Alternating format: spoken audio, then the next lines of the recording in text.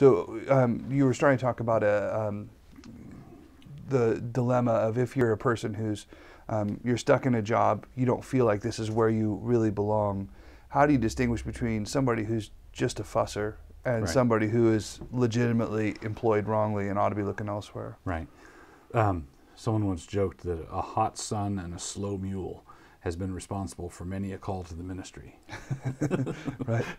And so there are people saying, well, this is just hard work, or they want to go into the ministry because it's an indoor job with no heavy lifting, and they get to entertain themselves. One of the things I would say, and this is an important function of vocation.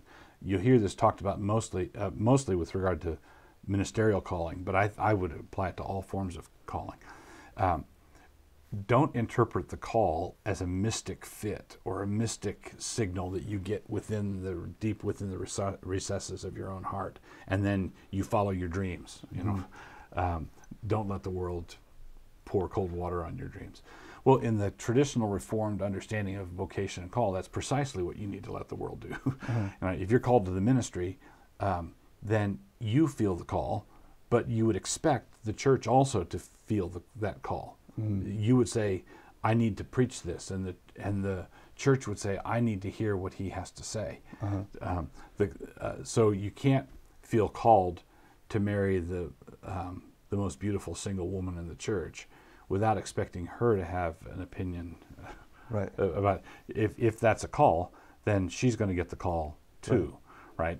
If you're called to constitutional law so you can fight off the secular humanists, but you can't get into a law school because your grades are terrible, right? Well, I'm sorry, the objective feedback from the world tells you that you're not called. So one element is there's a subjective element to it.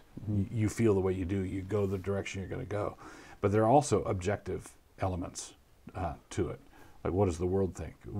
How many obstacles? Are they insurmountable obstacles, or are they just challenges?